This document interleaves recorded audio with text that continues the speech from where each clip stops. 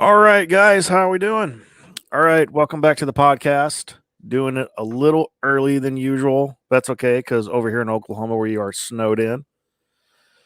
So we are live on Facebook, Twitter, and YouTube. So if you guys want, please, actually, no, not if you guys want, you must hit the like button if you hate the algorithms as much as I do. You will hit the shit out of that like button if you hate them as much as I do. Also, jump in the chat. Since I moved the podcast to being live stream, it's so that you guys can join in on the conversation. If you got any questions, if you say something I like, I will pop it on the screen. If you say something I don't want, I will ignore it.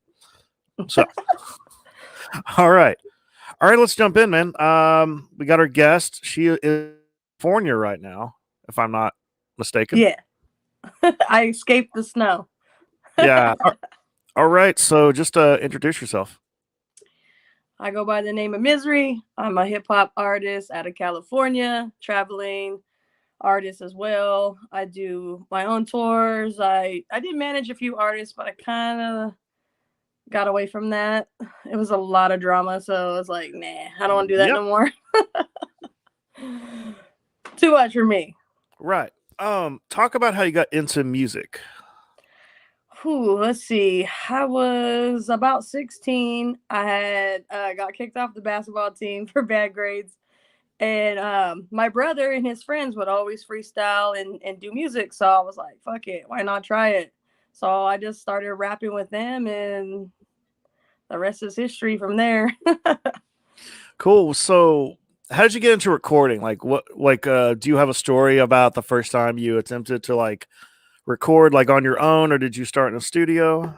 Oh no. The first thing I ever recorded on was a dual karaoke machine on cassette tape. So the one you had the instrumental on the cassette, and then the other one you had to press record and record off that, and had way too much echo on it. It was terrible, but people still would buy my tape, so I mean, that's cool.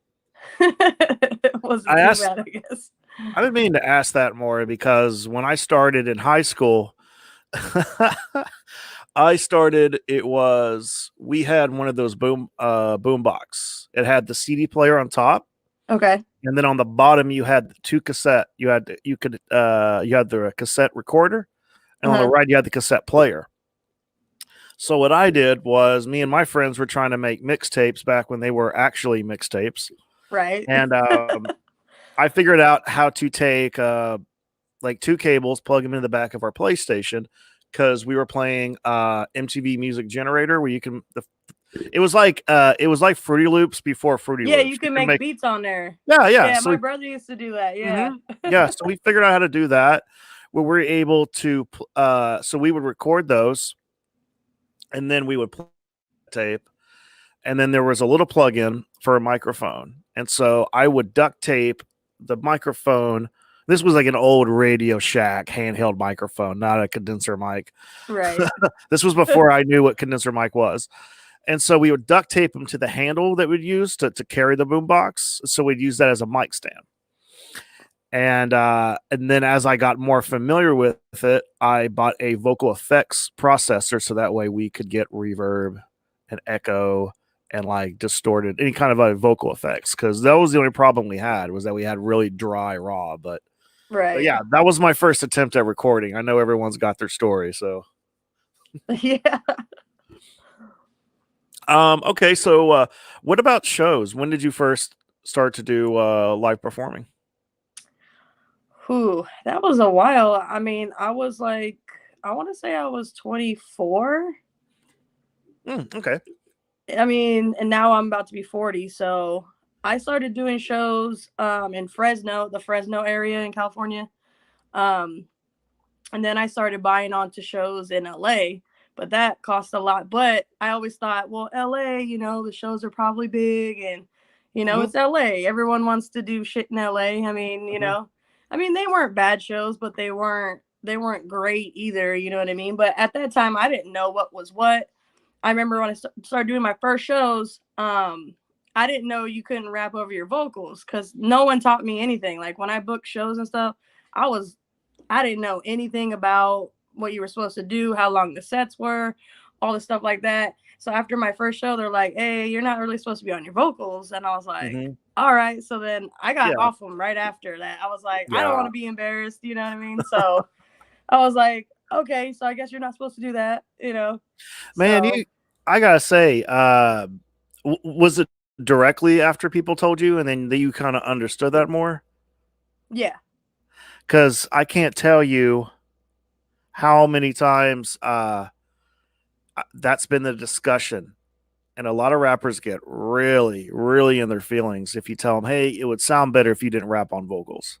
Oh yeah, because it's There's like been, they know everything. They're like, well, I like to do it, and all the bigger artists do it. That's the main excuse I get is, hmm oh, the bigger artists do it. I said, okay, so that doesn't mean that their performance is off the hook. Like yeah.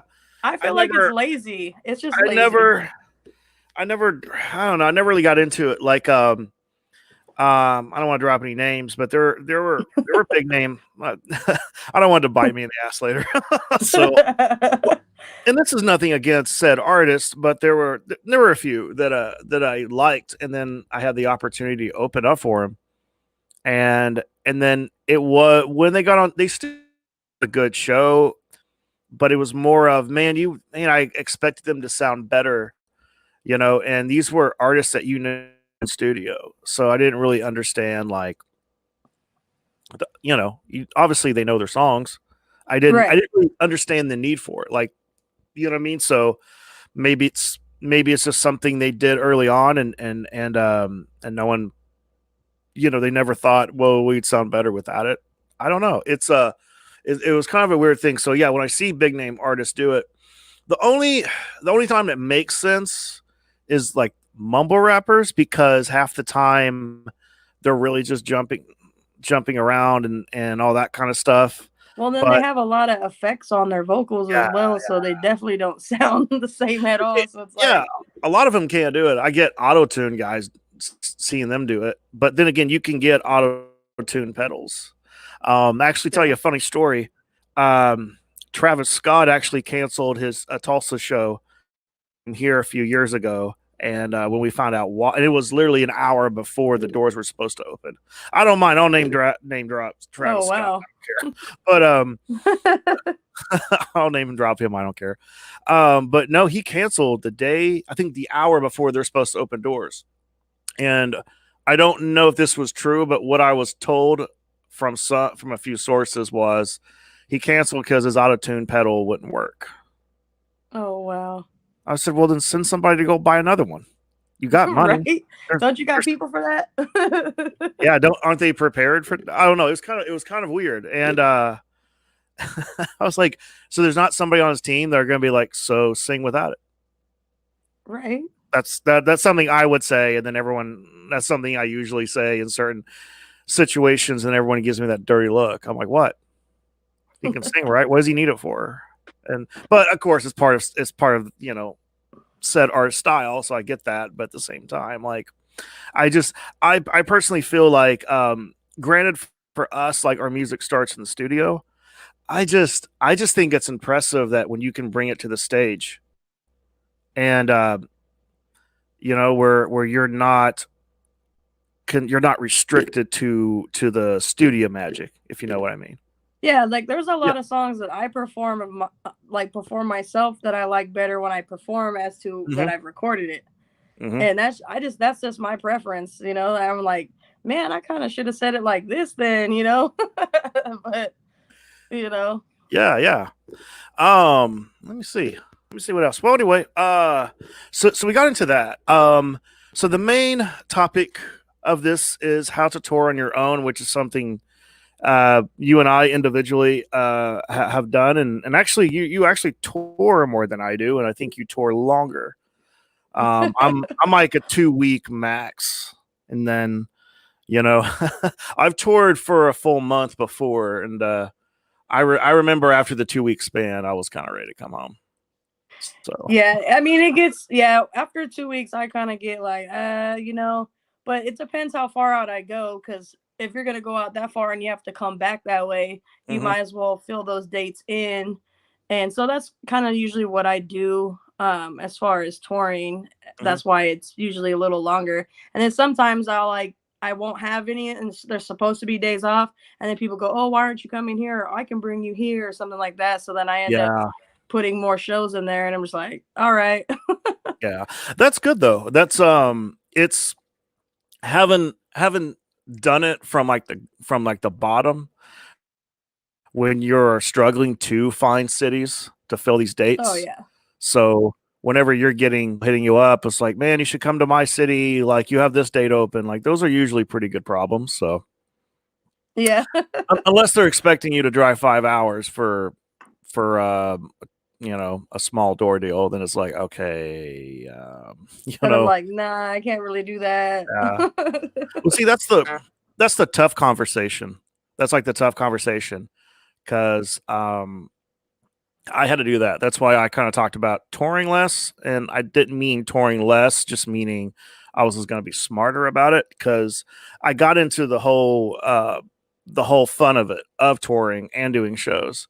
But then when you realize there were certain times where I wasn't being as smart as picking routing and making sure we're getting a good deal because really Yeah, it costs you in the end when you don't make sure every show is being properly promoted and you don't make sure that you as a touring artist are getting like a good, you know, whether it be a guarantee, be like, what you're getting from the door or a certain amount and all that concern. But it's like, you know, when you drive that long and the show's not promoted and it's a bad turnout and you're making yeah. maybe 10-20 bucks, like it really stings because I think people forget that it does like really like cost you financially because when for That's most the, of that's us. the thing. That's the thing that a lot of people don't understand is Hmm. that it's not all glamorous. It's not Hmm. all like how everyone seems like touring is. It's Hmm. exhausting. I mean, it's super exhausting, but when you're on the stage, you don't feel that exhaustion.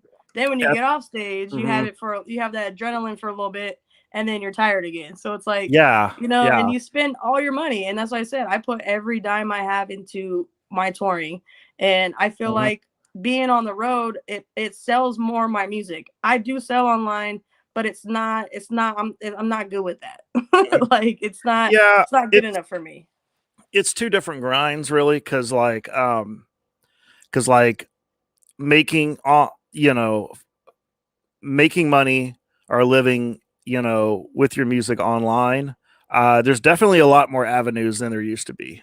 But that's also like that's a whole that's like a whole brand you have to build, and and then when it comes down to shows and touring, it's a whole nother. Those two can combine because having you know having a audience and some hype online helps you attract people to shows and stuff like that. But they're so Yeah. I just that's one thing they're so different, so it's definitely like double the work. But Yeah, because you gotta like promote your albums, and then mhm, if you're touring at the same time, you gotta do sponsored promotion for your tour, and it's just like right.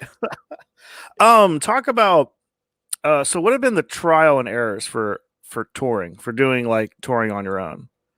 Um I guess like the ups and downs that you went to just from the beginning, from doing it yourself. Like what have you learned to do? What have you learned not to do?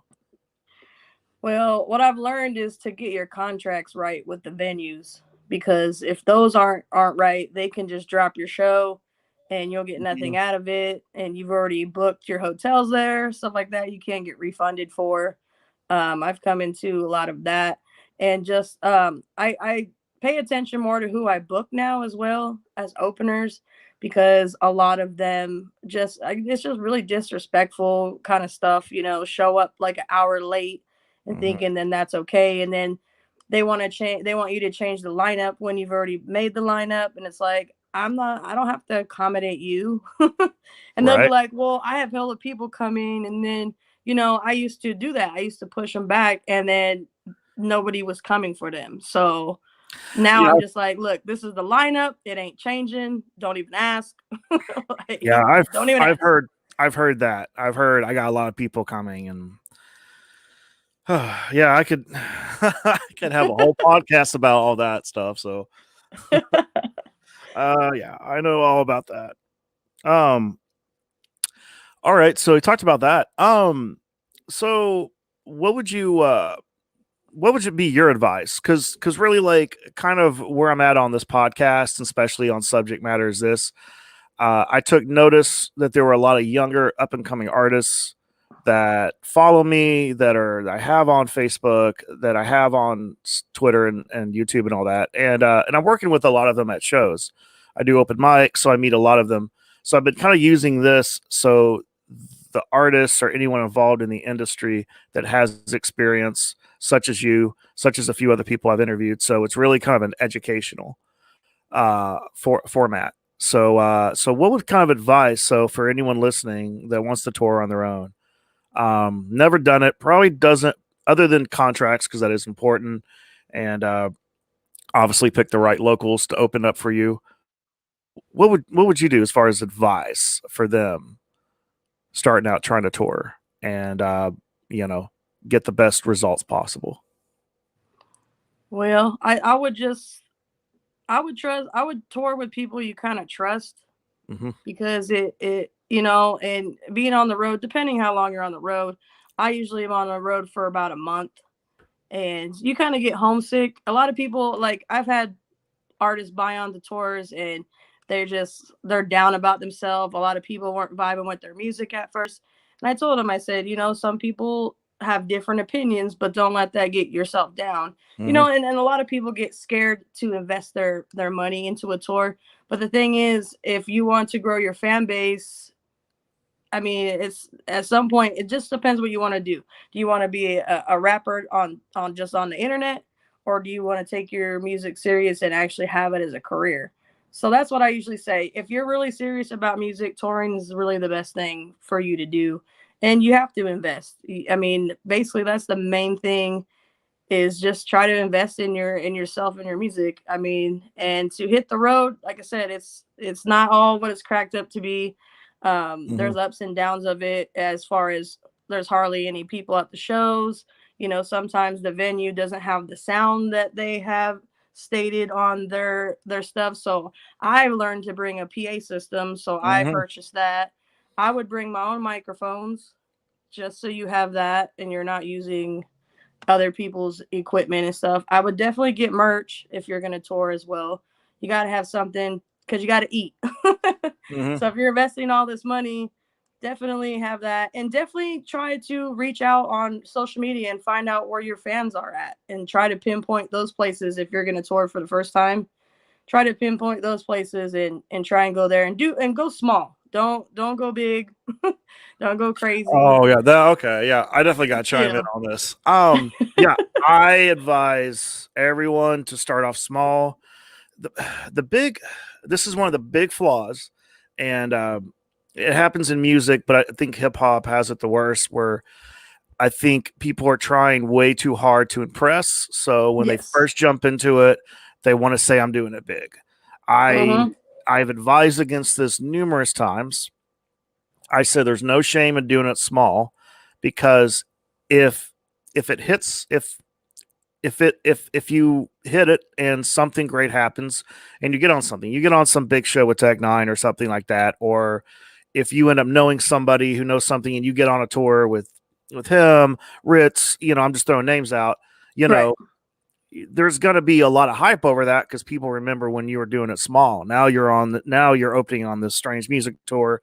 If obviously if that happens for somebody or anything, or maybe you start getting crazy contacts for tours, and then you're pulling in like 100 to 200 people, fans of show, stuff like that. So it's just trying to do it big right off the top. First of all, like, it's always going to not look proper. It's always going to look like you're overhyping, and then you're not going to get a whole lot of people that's going to want to invest in on it or want to support it because it looks like a huge fake it to make it. Yeah, And you're selling them a dream.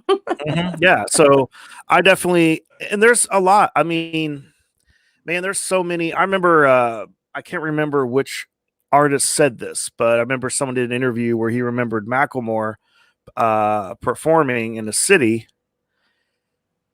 Um, and he was only playing for like 15 people because no one knew who he was. And the guy was like, now he's winning Grammys and he's doing millions of views and he's selling out like huge venues. So Right. everyone kind of likes to remember when you were just starting out and they felt like you deserved more of exposure than you had. And the next thing they know that you're, so yeah, I always and to me, I don't even mind doing it small for a long time because and plenty of people have said this is like you can have like okay, good example. Russ actually had only I think he had 100 followers on Twitter after he released like 11 albums, something like that. Damn. It was a small number, but he was doing like he was bringing in like 50 people, and he was just doing all these like self-made underground shows, and but he was getting like 50 people per show, and that was before Russ like blew up.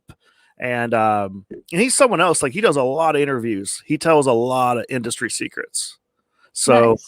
even if you're not, I would tell everybody, even if you're not a fan of his music, man, he gives away, he gives up a lot of gems, and he has a really interesting story about how it kind of came from nobody knowing him to him being, and he talks about how to do the independent grind, how you don't need a label, all that kind of stuff.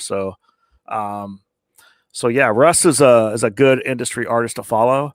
But yeah, he was already kind of having it going on, even with a smaller audience, but he was making it work until he like really blew up. But yeah, doing it small, there's no fact. I like the small dive bar shows, especially when it's let's I say love dive bars. Those are yeah, like my favorite.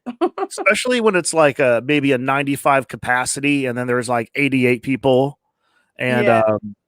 you know what I mean? So and those there's been times where there was a small it was like a beer bar. And when I started doing hip hop shows in Tulsa, I think some people probably remembered those days. It was around 2010, 2011.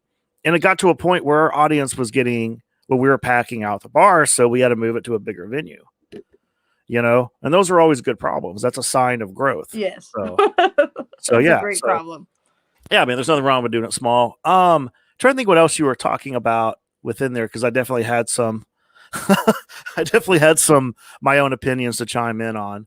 So I would say for me, what I've always done with tours was I would pick a few openers, just guys I definitely rocked with, who I knew I wouldn't mind living in a vehicle in a hotel with for a week or Right. two. Obviously, people who had money to chime in. Just because you can't tour for free. Exactly. On top of that, and but also people who could take the time off. Yeah, that's the hard part too. Yeah. Let me stop real quick for this comment. Shout out to Kyle Williams. I remember that was my first time I saw you a small bar in Tulsa. All right. Yeah. Yep. I've played quite a few of those.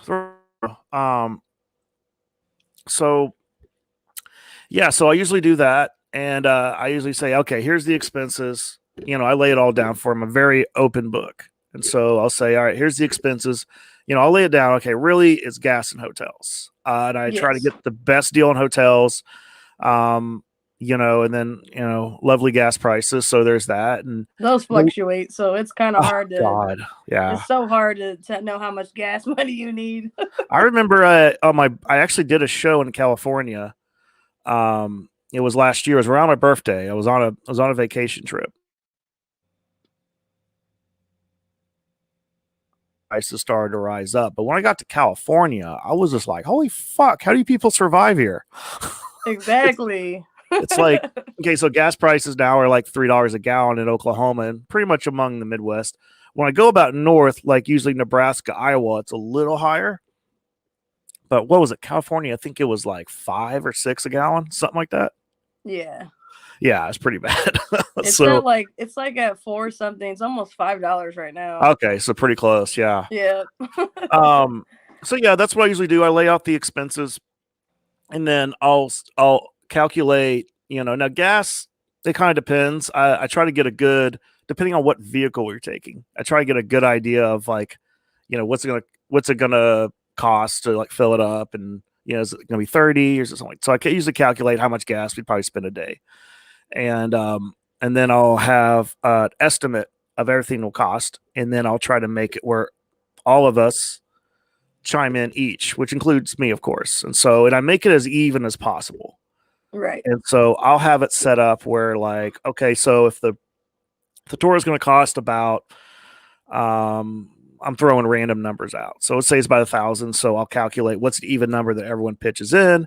And so what I usually did is I had everyone pitch in their half up front. We put it on a debit card. So that way we went to a gas station or we went to a hotel, all I had to do was swipe.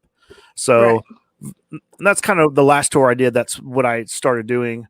Before it was more like, all right, fill up gas, everyone. I need $5 from everybody. And so for this, it's more relaxed. Everything is taken care of. It's on a card. So everyone's just has to be focused on, making their money back. And I would keep a spreadsheet. I used to kind of keep everyone's merch calculated as well, but I did that just so everyone can see kind of what they made.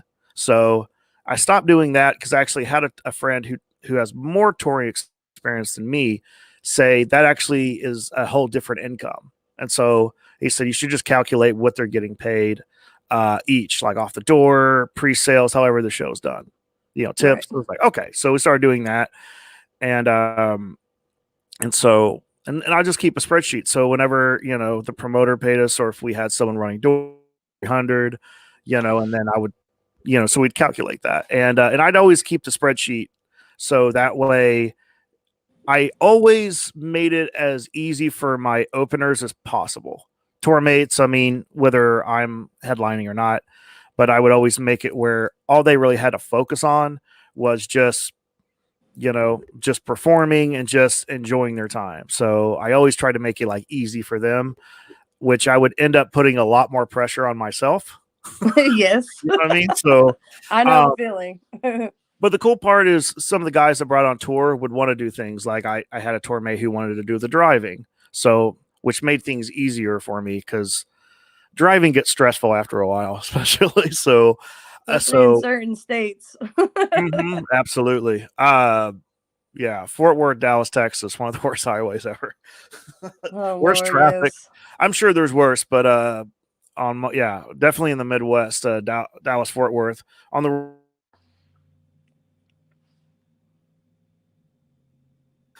So yeah, and so that's kind of what I would do, and yeah,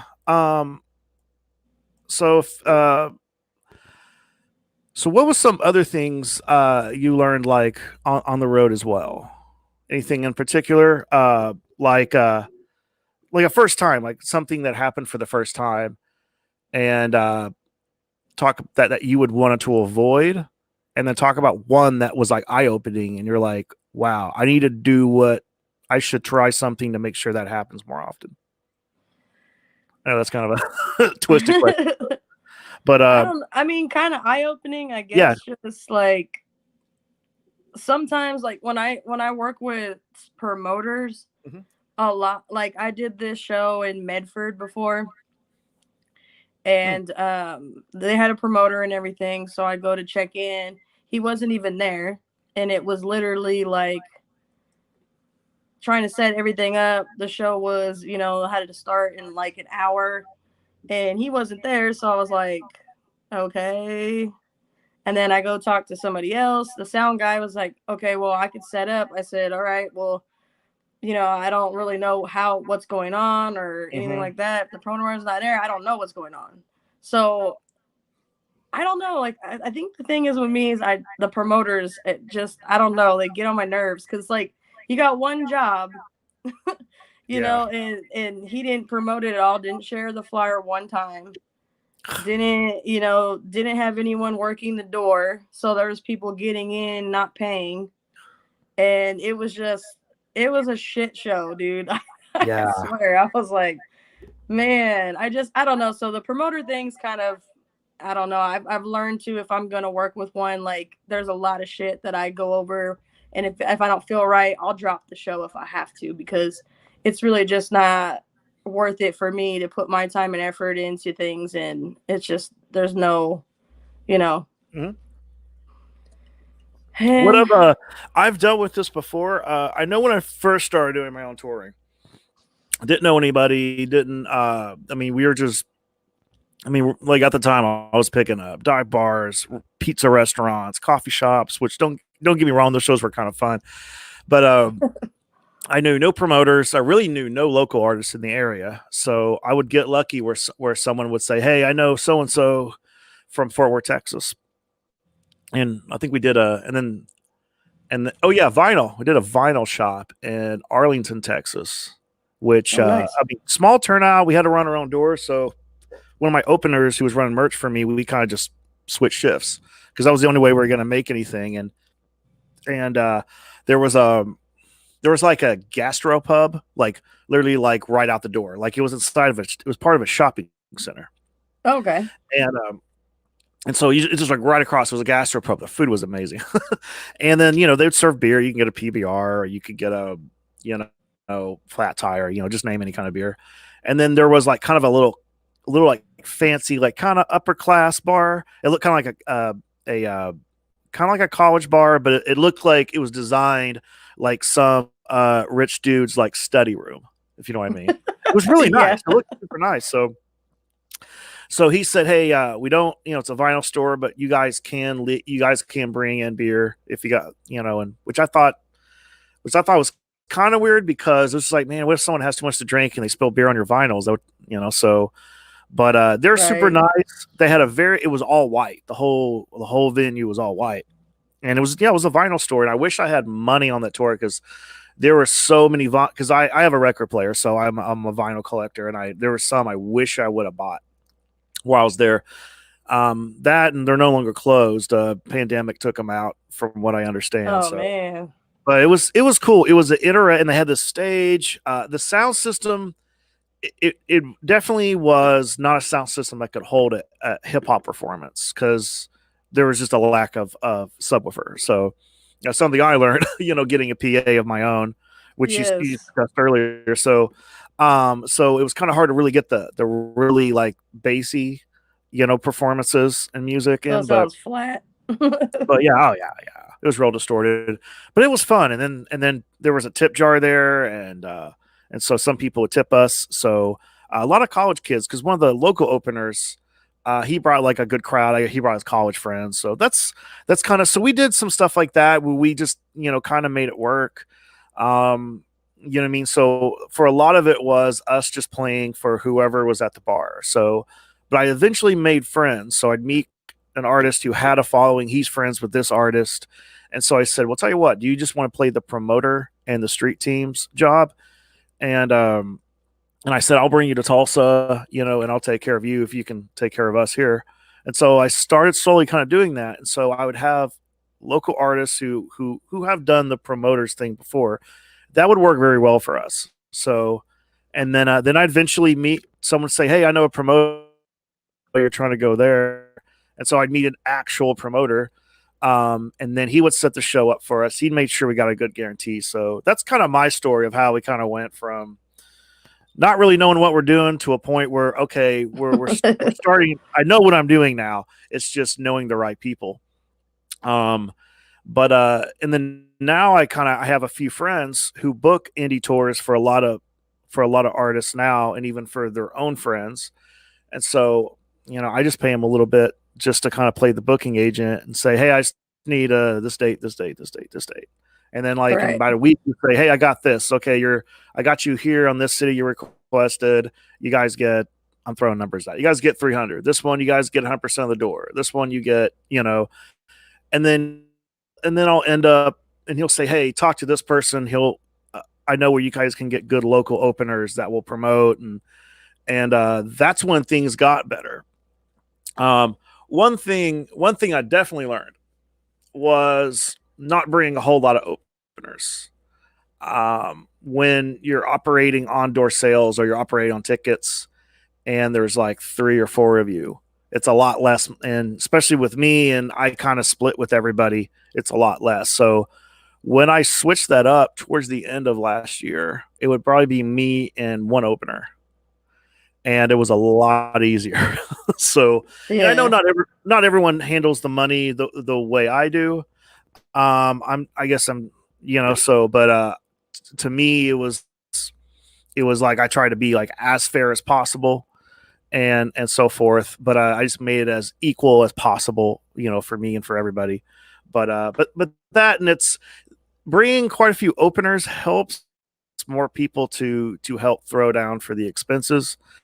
But it's also like when you're starting out and you're relying on whatever you make at these shows versus having a guarantee and having a staple in whatever cities you're going to, it's a whole another it's a whole other ball game. I know the first time I did a tour with somebody where we got a guarantee on every date, I just like, okay, there's no way I can go back. It has to be this way from now on. Yes. All right. Hey, shout out to DJ Corrosion. He says, what about having a DJ on your, I think he meant tour. I think that's a good topic because you may not have a good DJ locally there. That's actually a good point. I actually, when I had a DJ, and usually the DJs I would have with me were artists too. So they would perform, they either open the show or something like that. And then they'd go back right behind the table. I actually do like bringing, when I did the Infamous Monsters tour, I think it was the first tour I did where I didn't have a DJ. So we just used my MacBook, and I think we took turns. Oh my God. I that tour. I was like, I miss having our DJ. And then I'm like sitting here, realize, okay, what date do we have where they're going to have a DJ there? Because this sucks. So, Yeah. and especially and I liked having a good collage of locals, but it's a lot when you have a lot of locals and then everyone's flash drives or their setup is different, and then someone's Yep. flash drive doesn't work, and I don't know. It was all right. Penny backed him up. Yeah, I figured that's what he meant. Yep, that's what he meant. Tour. But yeah, no, I always loved having a DJ on tour. It made so much, made a lot easier, especially with the whole stage preparation. I know you usually DJ your own tours because every time I've seen you come through, you're usually the one behind the, except for Yeah, the, that's what I've been doing recently, and then I was supposed to have my regional DJ on this April tour, but he wanted to tell me that he accepted a job from United Airlines, so now I got to either. I really just it depends. If I can fit it in the budget, I will have one. If not, I'm gonna have to do it, which yeah, is a hell of a lot more work for myself. But yeah. at I the saw, same time, I just kind of gotta go with the punches. If it happens, it yeah, happens. It doesn't, then yeah. I saw you had a DJ. The last tour I did, the Oklahoma City date. Uh, yes. were they? I know. Were they? I'm trying to think. Were they from Seattle? It was your DJ No, and your opener. San Francisco. Oh, okay, okay. I thought somebody was from like Seattle or Portland, It's Oregon. probably one of the artists on the tour was from Okay, Oregon. somebody that Somebody was from Oregon. yeah, I remember somebody was from Oregon. I can't remember who I was talking to. It was a crazy night. I can't remember who I was talking to because I remember there was a sound issue when we got there. So that's one of those things you were talking about. Yes. And it was funny because ever since I bought my PA and really learned how to use it, because I've always been digital, and so learning analog or just learning how to run a physical board, got pretty good at it early on. And then as I've gotten more accustomed with it, like I even brought the PA on tour because there were a lot of bars that we did a show at that were like, got to bring your own sound and all that kind of stuff. And so I was like, all right, we'll just make room for it, and then it's, in most cases, either that or you hire a sound guy. So that's less money we'd make. So I was like, all right. Yeah. And then that's more work because that's hauling it in. But a lot of my tour mates helped me out with that. So I wasn't alone as far as loading it in. But when you see other people running a soundboard and you already understand how it works, it's hard because you're kind of sitting there in the corner and I'm like, I'm pretty sure I know how to fix this, but you don't tell anyone that knows anything about sound or equipment that you might have the answer to, because there's a lot of pride involved in that. I've noticed that. Yes. Even if someone's not getting paid, it could literally just be some random dude at the know something, and even if you just have you have the answer that could fix that problem like that, it's like they don't want your help. Because like, No. no, I know this shit. Get the fuck. so so yeah. So yeah. What about projects, albums, singles, mixtapes, music videos? Do you have a YouTube? Yeah, I don't really got much on there. Yeah. I know I always tell myself you're this year you're gonna do a music video, but it's so Okay. hard to find anybody. Like for me, it's like I want someone that's filming it to have ideas and input too. I don't want them to just be like, well, I'm just here to film it, and I just like I don't know. I like the Yeah. whole brainstorming thing, and I don't know. Mm-hmm. So that's why I'm trying to do that, but my main focus is always touring. I don't know, I can't get myself away from that. I just love to tour so Yeah. much, and I don't really have time to do the whole music video thing. But I always put out projects. I usually try to drop one every other month, but lately I haven't really dropped anything since December. So, Okay. but Well, the reason I ask is if you had any projects that you're promoting, or really for anyone that hasn't heard you that wants to check you out. Like, what's a good website or oh social yeah, media if you platform? just go on They can hear you. Spotify and just type in Mizere, Mizere, you'll find me Mhm. on anything. Or you can even just put that in Google, then it'll bring up it's like the first thing that comes up on Google. It has all my anything that I'm on, it's all pulled up on the Google. Okay. Let's see. I have the ability to pull that up. I'm on Google right now. Let me pull that up. Let's see. Share screen. I am sitting on a lot of music though, especially when COVID hit and we couldn't tour.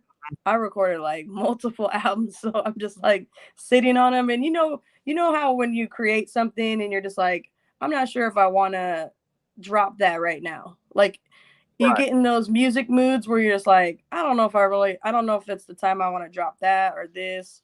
I don't know. I go by moods. I guess when I drop I music, I feel you. go like if I feel like I want to do harder songs on this album and I want to drop that, or something a little more party-ish, drop that. So I don't know. I fight with myself all the time about dropping Right. music. Yeah. I did. It was crazy because I do my most music when I can't leave the house. I Right. made still one of my Thought Criminal, still one of my favorite songs, and like the one I usually introduce new people to. I just think it's probably Mhm. the most like musically appealing. It's not too rough. It's just enough. And so I made that during lockdown, and then I made a whole mixtape called Stir Crazy, and so I made that I think the first month, and then when we had the snow apocalypse in Oklahoma last year, I made about 2 or 3 songs, and then released them, and so but I think it's more of I know a lot of people are at home and online, so you have more of a captivated audience. So I think of that. Yeah, that's true. All right. Yeah, so do you ever like get any fans that like where they have like a favorite song and if you don't do it that night they get pissed off? I've never had anyone get pissed off. I've had requests. There's definitely one song, "Trash Talk," which no one. It's so funny. So many people don't know that by the song title. It's "I drink beer, talk shit, I'm a fucking asshole" song. That's how people refer to it. And that song, I believe, is 7 years old. Mhm. And I, yeah, I remember there were a couple times I went without doing that song, and people who saw me like only the night before were like, "Why didn't you do that song?" So That's what I mean. Like I get that too. Like if I don't do my "You Jealous" song or my "Swerve" song, they're like, "What the hell? No, you got to nope." And then they start chanting encore, and then I have to do right, all right. So it. So I'm like, I got your Instagram pulled up. So yeah, if anyone wants to check out Mizere, come check her out on Instagram. I saw on Google you have SoundCloud, right? Oh yeah, I Okay. used to put. I even put stuff on Reverb Nation. I mean, I haven't updated everything, but I had that one time where I just like started any platform. I just started putting my music on it before Yeah. the Spotify's Okay. and all that Let's stuff. let's do Spotify so that way if someone starts streaming your stuff, you actually get paid for it. SoundCloud can suck a dick. Well, you can actually monetize yourself on SoundCloud, but it's not much money. It's probably less than Spotify, and Spotify. Yeah, I think it is. Yeah. All right. Yeah. I just yeah, man, I don't like to if I interview anybody on this podcast, I want to make sure they get some new followers out the deal. So all right. As soon as my computer decides to pull this up. This could be just Spotify running slow. It's probably Spotify. That's so much. Yeah. All right. All right. So if anyone wants to check out Mizere, check her out on Spotify. What song did you? Oh, "Jealous" is the one you said is your most popular one, right? Not that one. That's the remix. Oh, that is. Yeah, I saw a remix. I like this cover art right here, though. The Capricorn season. Yep. Capricorn life. Nice, nice. All right. Yeah. Okay. Cool. So yeah, you definitely have a catalog, which I definitely expected. So right on. Okay. So yeah, if anyone's interested, yeah, definitely come check her out on Spotify. You have a tour coming up, right? Yes, I do. Okay. Do you want to talk about that? Yep. Well, I'm hitting the road in April. It's called the Money Talks Tour, which I am working on an EP for that because that's why I came up with the name of the tour. Not only because I feel like money does, it's like put your money where your mouth's at because a lot Uh of huh. artists they don't invest in themselves. And I try to tell people that's the biggest advice I could give as far Absolutely. as, and I'm not just saying you don't have to tour. If you don't want to tour and you feel like you're not financially ready to do that, don't do that. But Hmm. I'm just saying in general, invest in yourself, make up merch. Like I said, at least your beats. Cause like I do every Wednesday, I do Are You Trash? So people send in their music and I review it.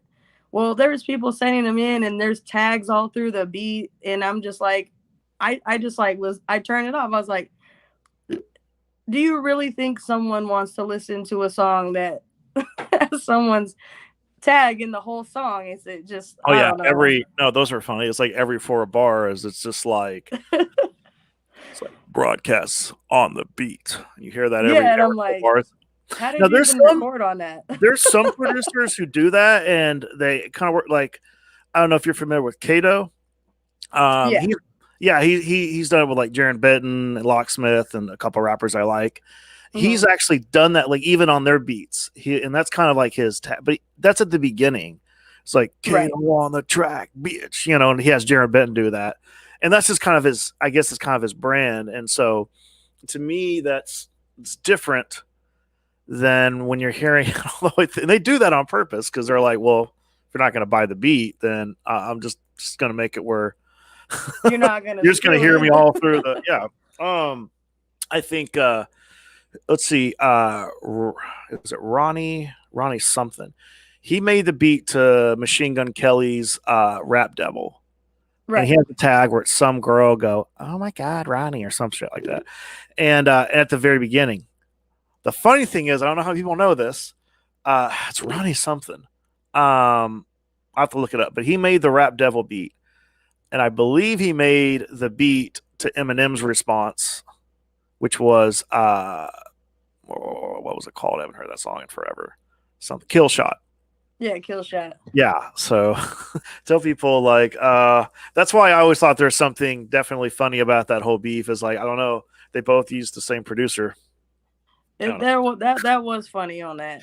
But yeah, Yeah, like if the producer, like if I lease a beat or get a yeah. beat and they have it in the beginning, I leave it so they get their credit. Plus, it'll get people Hmm. to flood their page, but not like every damn. I was just like, bro, buy your shit.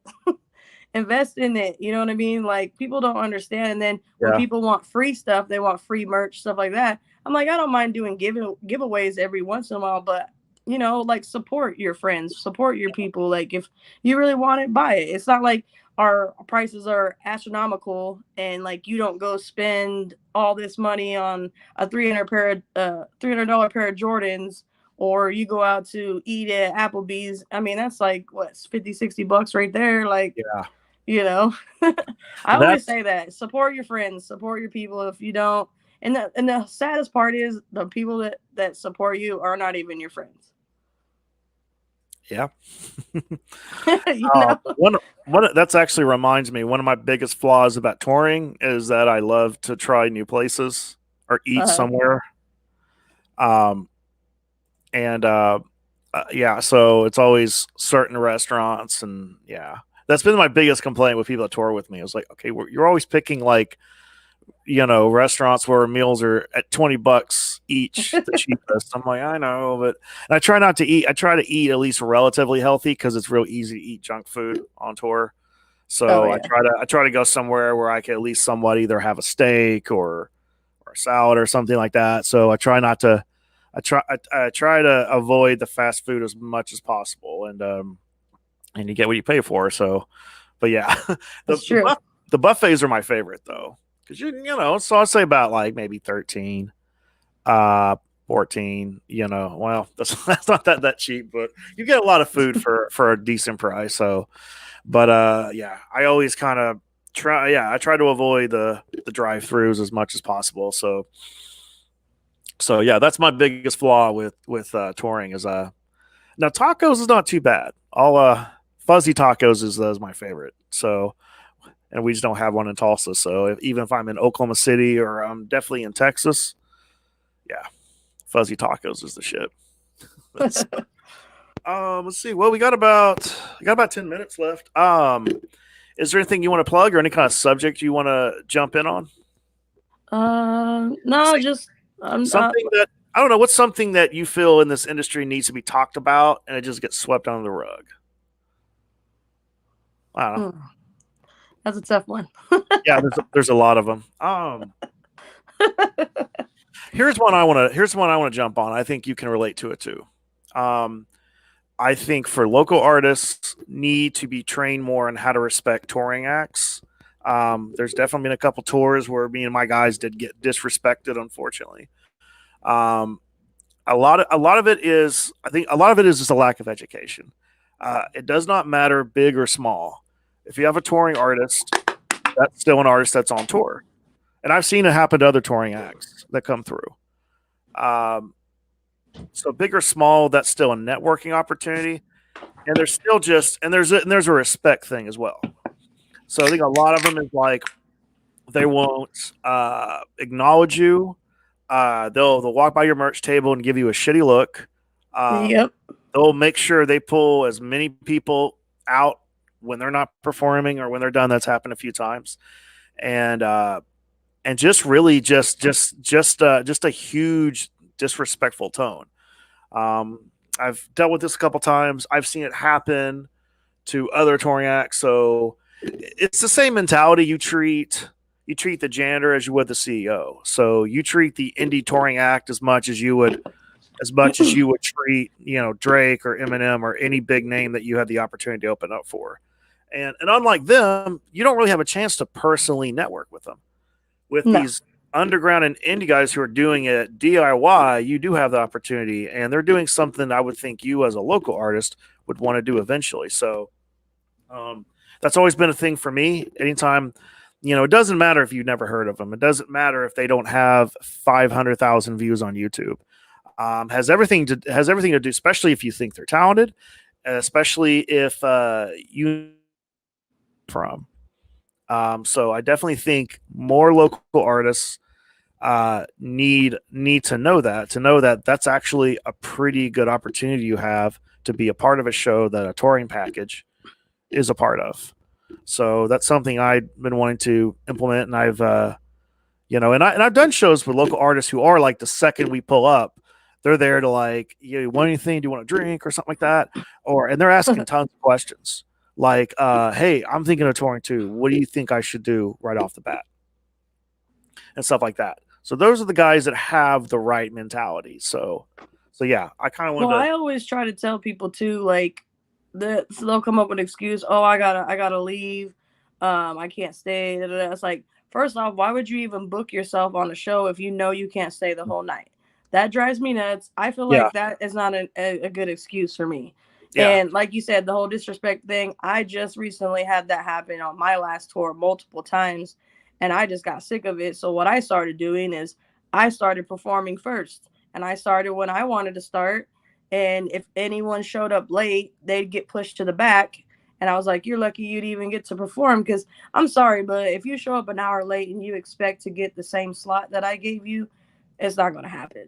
Right. No, that's another thing. I've always been my rule is like a lot of times I would be the first one there and the last one to leave. Yeah. Uh, now, and I've had this conversation numerous times, and I tell guys it's not all about me just wanting everybody in the venue when I perform. That's awesome, but it's not just me; it's everybody. I mean, and I told him like no one's forcing you to like sit through a set that you don't like. That's Right. not. There's always that like, well, what if they're not that good, and that's maybe why people leave. And I've seen it happen to touring bands, touring artists all the time. Not all the time, but I've seen it quite a few times. And that was always when I talked to people, that's what they'd always say. It was like, well, maybe if they're better, then people would stay. And my thing is like, how do you know if they're good or not if you leave before they even get on stage? That makes no sense. Exactly. And it's like you can't play that elitist mindset when really you're not even gonna listen to like three notes. And furthermore, like, people at the bar, people who come to see whoever. But I just think as the artist, as the performer, you should be a little bit more respectful, a little bit more professional. And I don't see a point in taking a show if you literally have to leave right after. I don't see Exactly. the point. And I've heard people say babysitter this, get up work early in the morning. Da, da, da. I was like, okay, well, no one twisted your arm to get on the show. Um, Nope. I've, man, I can tell you plenty of times. I used to work for Hertz at the airport. I'd have to be at work at 5 o'clock in the morning. I still did a show, and I didn't leave, and I didn't leave till almost 2 a.m. I don't miss those days because I like my sleep. Don't get me wrong, but I still had a job to do, and even when I was doing shows myself, they're not going to count down the money and pay you till the bar closes in most cases. So Yep. there were times when we did a show, and I know the door made a lot of money, the bar made a lot of money, and this was a venue. This was a long time ago. But this is a good example, and they were splitting the money with everyone performing, which rarely happens anymore. So Right. there was at least I think there was 8 artists. There wasn't that many. It was like 6 or 7, maybe like 6 or 7, and I think there's about 3 of them bailed right after their set, like they're fucking famous or some shit. And they split the money. I think everyone got at least a good chunk of money. And then uh and then they didn't because they didn't stick around. There was one show. I was the only artist on the show that stayed for the whole show. Literally only one. And there was a lot of artists. I'll never forget this. And Wow. so I think the show made I'm not sure how much it made, but I ended up getting somewhere between $300 to $450. Nice.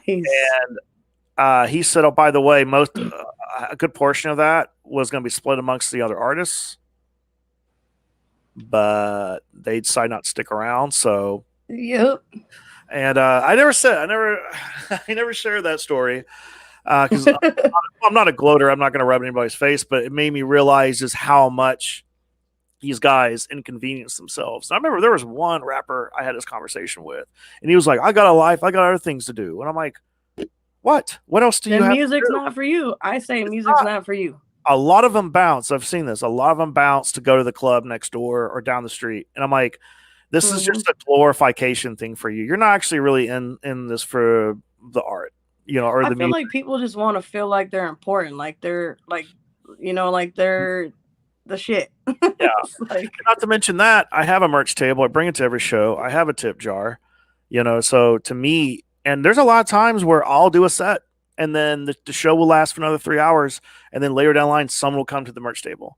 So, and it's stupid for me to set up the merch table, do a show, then leave, break it down, and all of that. No, I'm staying there for the whole night. And a lot of that can also be brand awareness. So, You Yeah, know. I mean, you'll have a few people that come in later, Hmm. or someone that gets extremely drunk and wants to go look at your stuff and ends up Yeah. buying stuff, you Oh know? yeah, yeah.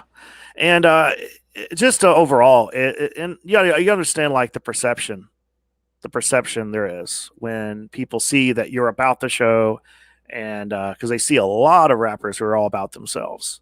Right. So, but I've noticed a big change, and especially here in Tulsa, I've noticed more people kind of come to shows they're not at or they're not performing at.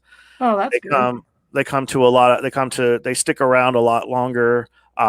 Lesser rapping on their more rapping strictly on to on their beats, less vocals. Definitely a lot less lip syncing. It's sad that was a thing. Thanks, mumble rap. But but no, yeah, it's just kind of it's just kind of professional thing. Like it's and so that's one thing, and it always gets combated. It's always like I've got other things to do, or some of us have a life. I'm like, hey, we all have a life, okay?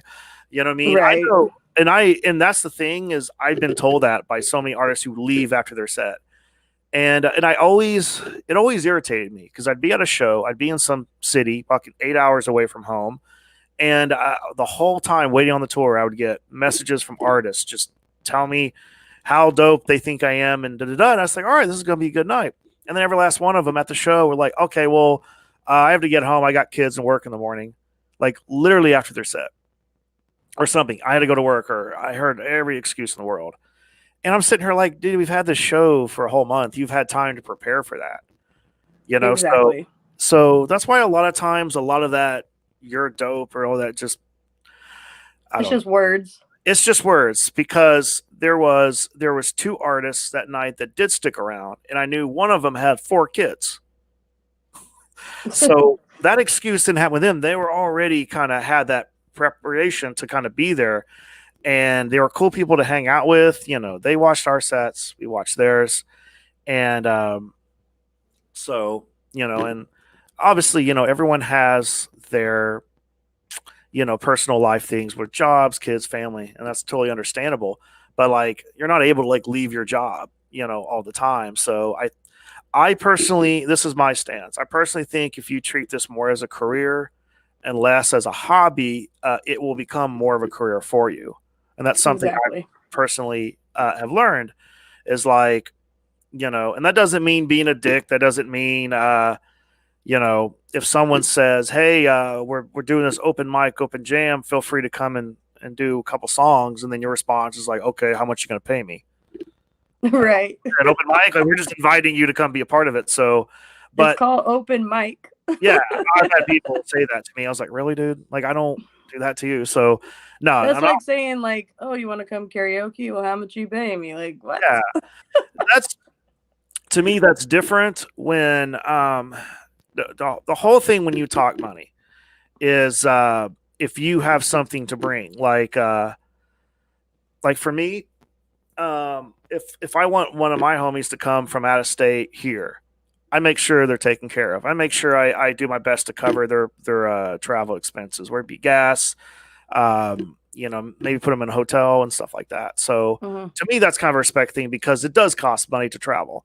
That's kind of one thing, but there's just different. I would say as far as professionalism and treating it like a career, well, I can't take someone seriously if they think, well, I do shows. I don't do free shows. I do shows. I get paid and all that. I was like, hey, well, then why don't you have a merchandise table? You know, Yep. why can't if I Google you, why can't I find something for purchase? Do you just if someone just has SoundCloud or something less than that? Right. There has to be products involved. Otherwise, I think you're just trying to pull money out of my pocket. Yeah. Do people know you? Do people like you? Do you have fans? There's just all kinds of things A tied. lot of people just like to fabricate. Hmm. Like I Yeah. said, I'll have people hit me up to want to be openers and like, oh, I got this fan base and I got this many views and stuff like that.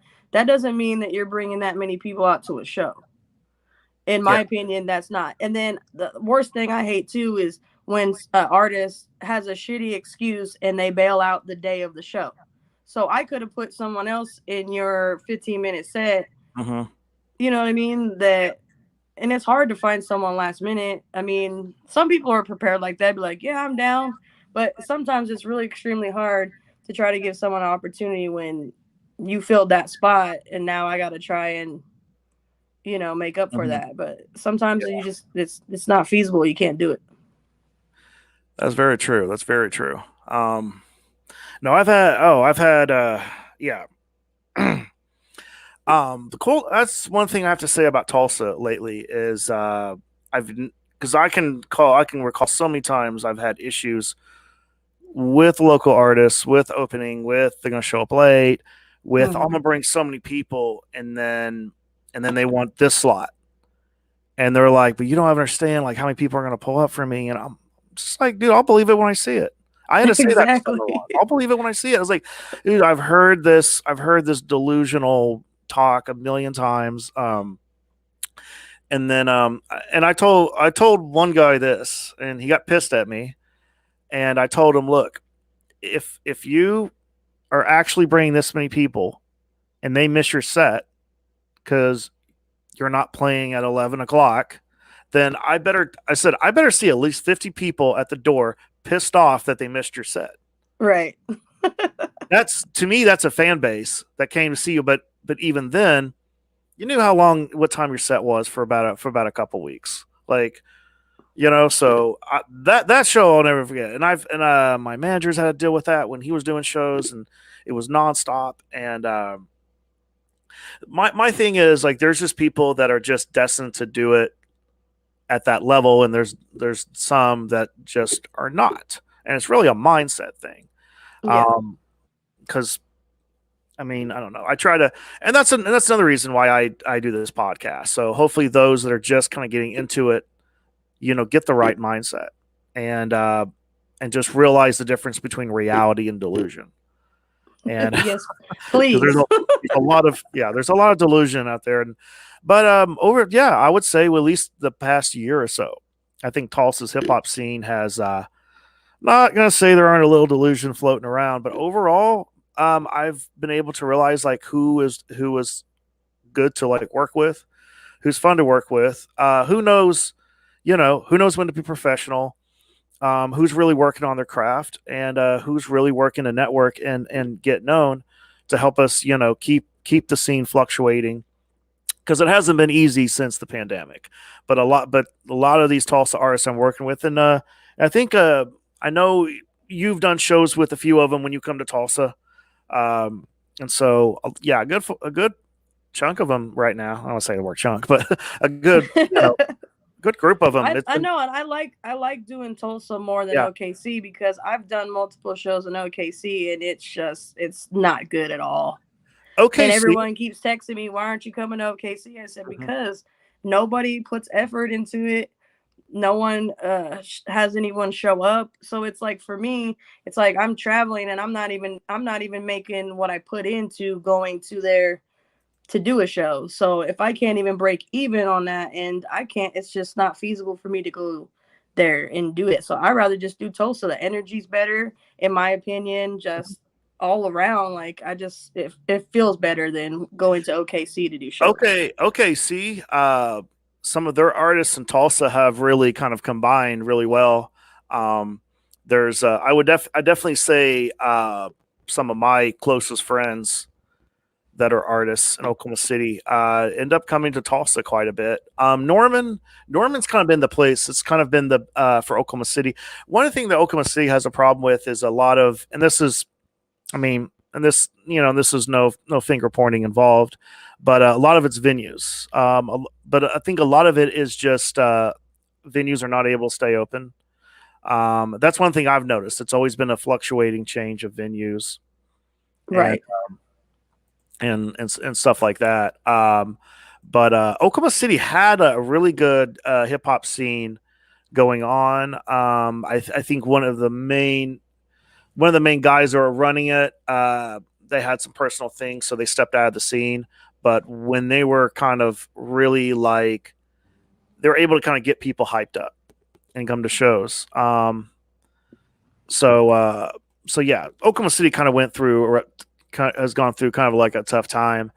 But I remember I remember at a time when it was like really popping and it was really cool. But it's kind of moved to Norman because Norman's a college town, and Okay. a lot of my favorite artists from Oklahoma City mixed with all the guys in Norman that I like to rock with. So Norman's been a cool spot, and it's only about like I think it's like 20 minutes I never been from Oklahoma there, City. so I Yeah, don't know. no, it's cool. I'll I'll give you like a couple of venue references after we're done here if you wanted to give it a shot. But yeah, no, Norman's cool, especially because the venues are right on college campus, so you get a possibility of getting a lot of new people, and the turnouts have been pretty good. So I definitely enjoy Norman. So, but yeah, man, Tulsa's grown a lot, and I'm pretty happy with the way it is right now. So um, I'm Yeah, like, I think my biggest turnouts, I've been Lincoln City, Oregon, hmm, and Youngstown, Ohio. The first time I ever did a show there, I've never been there before in my life. But I knew like my homegirl lived there. She had just moved there from here, and so we had booked some openers and stuff and went. There was a huge crowd. I would say there was at least 110 people there, yeah, and half of them were like singing. Some of me and the people that were on my tour were yeah, singing our songs and shit. We're like, what? Hold up, yeah, because I ain't never had that happen other than my fucking friends, you know. But these are people I didn't even know. Like it was like the probably like one of the best so far that I've had, you know. But yeah, to go to a city and have it packed like that yeah, when you know in your own damn town, you can't really pack it out that big, you know. But I mean, my town, I've probably got about 60 people, but they've had so much like gun violence with the rap scene because they have a lot of West Coast has a lot of more gangster rap vibes. They've hmm, had a lot of shootings and stuff at venues, so venues are like, nah, we don't want to do it anymore. Because I had a couple of spots out here. Um, I was supposed to bring Stoner Jordan out before and stuff like that, but then they ended up not wanting to do hip hop shows anymore, which sucked because it was a little dive bar, which I like. yeah. You know, the bar's right where you perform, so there's no excuse people aren't going in another place to get alcohol and stuff like that. So it was kind of cool. I like that's why I said I like the dive bars too Uh, as well. the California show I did last year was Sacramento. Okay. It was some taco shop. And I was like, well, they did tacos. They did, I think they did hot dogs too, and they'd give away like free lemonade. And they had it on the back patio, and they built their own stage, had their Oh, DJ, nice. and I really liked it. Everyone that was on that show was really dope, and just the energy. Like they had sponsors there. I mean, now it's marijuana is recreational there, so they had some tables, some dispensary was there. They had someone who was serving beer, like they had like an ice chest. I think they're serving PBR. It was like a couple bucks, but nice crowds. I mean, they were just charging $10 at the door, and the promoter there who was running it, he was super cool.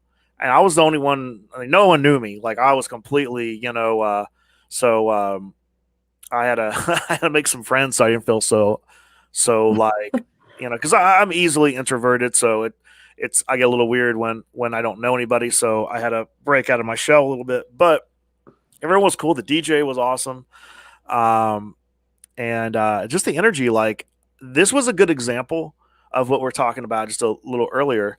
All the artists stuck around, and even like the second to last performer had probably had the he had the most. You could tell majority of the people came for him, Mm-hmm.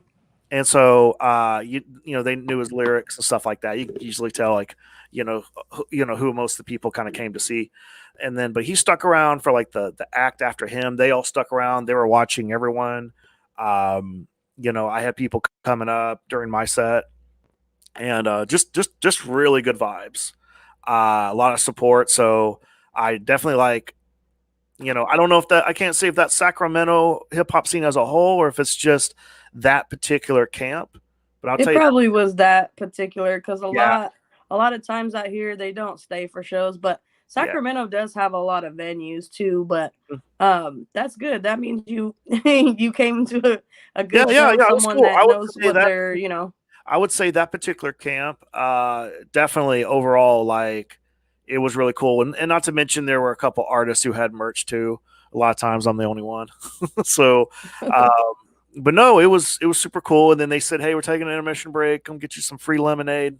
People go inside the shop, come out. Everyone's got a cup of lemonade in their hand. It was kind of it was interesting. So and of course, I go in the back, and then because they had a little back room where they had some of their vendors and sponsors back there, and that's when I saw they're selling PBR. I was like, yes, I need to kill the social anxiety real quick. So I got, Yes. got me a PBR, so that felt better. But Hell no, it yeah. was cool, and they definitely said, hey, if you come out this neck of the woods again, we'd like to have you back. So yeah, it was just very friendly vibes, and just definitely, even though you're not a part of them, they made you feel like you were a part of them. So Yeah, those are the good kind of shows. another good, Omaha, Nebraska. I like their hip hop scene a lot, and they've they have really they did very well for a long time. Shout out to Nice Enough Entertainment, because that camp, they definitely do it right, and they do really really good as far as turnouts, as far as artists, positivity, all that kind of stuff. And it's a town that people really don't would expect, but they're also really clicked up with Des Moines, Iowa, Sioux City, Iowa. I think North Dakota. A lot of those artists kind of come, so it almost feels like all those states are kind of one big Right. pop scene. Oh, speaking of which, shout out to King Killer. He's actually from Omaha, Nebraska. Yeah, King Killer, he's definitely someone. If anyone goes on tour and you need local support for as an opener, hit up King Killer. In fact, he was on our when I did who what was it? It's in Iowa, but it's real close to Omaha, Nebraska. If I can remember the name of the town, King Killer, I might need your help here because that's when we first met, I believe. Man, what's that town called? There's a bar called O Face Bar. Oh, it's Council Bluffs. That's it. Yeah, Council Bluffs. I've done O Face a few times. Yeah, man. Yeah, it was funny because when I had found out that bar was on Bar Rescue, the TV show, Oh yeah, oh god. and they list them as the worst bar in America, and they loved it. Yeah, Council Bluffs. Council Bluffs is fun, man. I like playing that town. Yeah, Uh, it's not bad at all. It's and good they're like, vibes there. I yeah, never and had then no bad vibes. no, not at all. And then it's like Omaha, Nebraska is like 16 minutes away, so it's like two different states that are real close together. Right. I thought that was funny, but yeah, man, King Killer. We were and he was on our Sioux City, Iowa date on the infamous Monsters tour, and just him and everyone he brings with him is just it's just fun. They're just like good vibes. They're super supportive, and that helped because I know we got kind of dissed that night. I think we lost a good portion of the crowd early on. It was only 9:30, and I hate that. him and his people that he brought with him were just it was all love. It was just all love, and it was so fun in it because I remember I got kind of bummed. I was like, why are so many people leaving? It's only 9:30. Like I've never seen people leave that early, and this is the first time I've ever played here, so I knew nobody here. I know a couple of my tour mates. They played a show here and said, it's kind of Hit or miss. it's kind of hit or miss. And I was like, well, it's my first time here, first time playing this venue. I'm here for the best that we can get. I was just like, honest, it was just weird because I've never seen that many people leave early, and even the regulars, like regulars were kind of older people, and they kind of bounced early. It was one of the weirdest shows I've ever played, but the stage was dope, the lighting, the sound guy was awesome. If I can remember the sound guy's name, he was super cool. Oh wait, okay, yeah, we did meet in Oklahoma. Yeah, you were on tour with Zeus Rebel Water. Shout out to him as well. Yeah, I said that, and that's exactly what you said. Yeah, that's right. That is what we meant. I thought we were on the Council Bluffs show too, but no, we did actually meet in Oklahoma first. That's correct. But yeah, man, you guys made that show fun too. Yeah, so I mean, uh, sometimes it's like as long as the energy is good. Sometimes if the turnouts aren't that great, as long as the yeah, energy is good, I'm still having a good time. You I know what I said mean? this. I said this long time ago. before I even did hip hop, back when I was in a metal band, I said this. I said, I would rather play for a crowd of 50 people who are into it than play for 1,000 people who could care less. Right. So I definitely enjoy. Yeah, and I played that. I've played for I've gotten the big crowds who showed a lot of love, and I played for the big crowds that literally like there was no life force. That's when you play on a bill that you don't really belong on, and it's not really your audience. You can feel it, but Yeah. but definitely. But when you're on a show, even if it's a small turnout and everyone, and it's just the vibes, the energy is so amazing. Right. Yeah. So yeah, this goes back to what we were saying earlier about doing it small. There can be a lot of fun into that, and there's less pressure, and you have a little bit more control. I feel when because it's the same thing. You get signed to a major label, or someone else's money gets involved a little too much. Yeah. It can make it less fun. You have less control, and then Well, smaller tours. It's more affordable for yeah, most people. That's why I always say if anyone asks advice, I just say start small. yeah, And you know yeah, absolutely. and just Well, hustle. It's because it's a hustle. It's a grind. So it's going to be exhausting, and you're going to want to give up some fucking times. But at the end of the day, if you're passionate and you love what you do, you'll stick to it and you'll keep pushing. I mean, absolutely. Well, I'm gonna go ahead and wrap this up. I actually have this will be the first time I actually have a second podcast at 7 o'clock. nice. Um, funny, it's actually he's an artist from Omaha, Nebraska. He goes by Johnny Bliss. He's got an album coming out, so I promised him a interview. And so yeah, All we'll right, go ahead and wrap Johnny. this up. Congratulations. Yeah, I'll go ahead and wrap this up so I got time to get him in. So anyway, guys, thanks guys for tuning in. Once again, hit the like button and hit the share button too. That helps us out a lot. And definitely come check out Mizere. I'll edit this.